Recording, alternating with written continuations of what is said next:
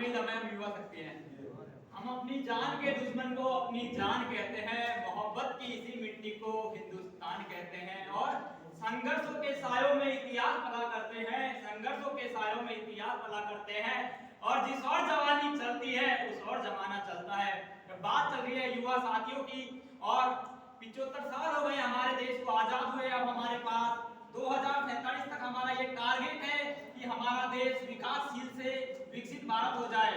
इसकी जिम्मेदारी केवल हमारे कंधों पर है, लेकिन दुखद बात यह भी है आज के युवाओं का क्या दृश्य है वो भी मैं बताना चाहूंगा।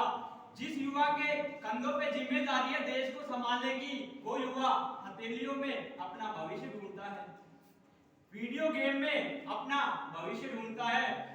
आने वाला समय जब भी आगे बढ़ेगा जब आज का युवा तरक्की करेगा, आज का युवा तरक्की करेगा। क्योंकि मैं देखता हूँ स्वामी विवेकानंद जी कहते हैं जब मैं एक 16 साल के नवयुवक को मंदिर में देखता हूँ तो मुझे दुख होता है, क्योंकि उसे मैदान में होना चाहिए। एक आंखों देखी घटना बताता हूँ, एक 16 साल का अभिमन्यु महाभारत के युद्ध का नक्शा बदल देता है और आज का युवा 16 साल का मंदिर में जब चढ़ता है, मंदिर की सीढ़ियों पे थक हाथ के बैठ जाता है और झाड़ी में बैठ के कहता है, हाय रे जवानी तूने अच्छा धोखा दिया। इस उम्मीद में हम युवाओं से कैसे कल्पना कर सकते हैं कि हमारा देश विकासशील से विकसित हो जाएगा। हमें हर पैमाने पे हर बात को समझना होगा। बहुत सी बातें हैं जिन्होंने हमें आज जगह रखा है।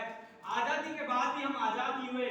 अब तो माँ की कोख भी डरती है, बच्चे को जन्म देने से।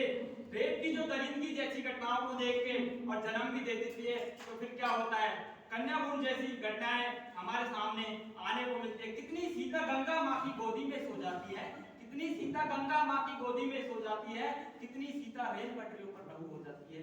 कौन गिनेगा इनकी संख्या, रोज रंगे अखबारों में। आज का युवा टेररिज्म के नाम पे पत्थर उठाने में अपनी शान समझता है और झाड़ू उठाने में उसे शर्म आती है। तात्कालिक 2023 की करौली और उदयपुर की घटना हमसे छिपी नहीं है। वहां पर बैठे जो सांप्रदायिक जो दंगे हुए उसमें युवाओं का हाथ है, क्योंकि महोदय खाली दिमाग शैतान का घर होता है। पर मैं ये भी कहना चाहूंगा, बेरोजगारी की बात करने से पहले युवा के हाथ में हुनर होना चाहिए और बीमार होने से पहले हॉस्पिटल की याद आनी चाहिए, नहीं कि अंधविश्वास के टोले टोटके वालों के पास हमें जाना चाहिए। जब ज्ञान की बात हो हमें शिक्षा का उजाला देखना चाहिए।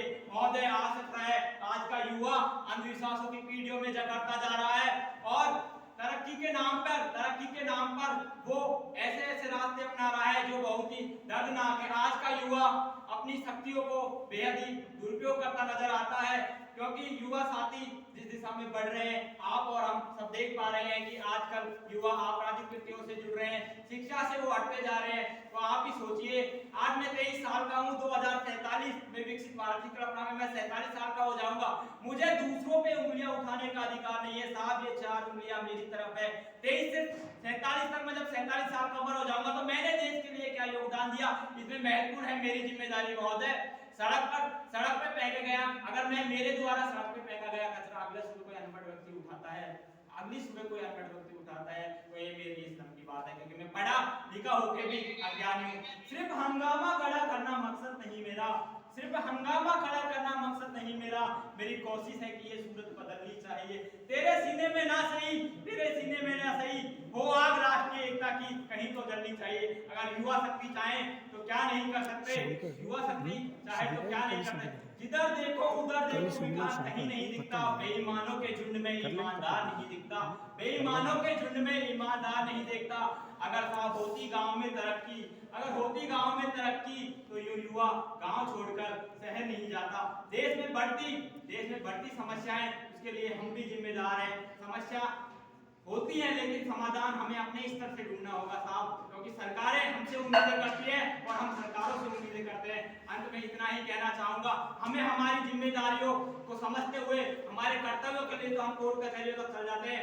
जरूरत है हम हमारे जो कर्तव्य हैं उन पर ध्यान दें। अगर हर युवा अपने कर्तव्यों को संभालेगा तो वो दिन दूर नहीं होगा जब 2047 में विकासशील का नाम नहीं होगा, भारत केवल विकसित होगा। जय हिंद, जय भारत।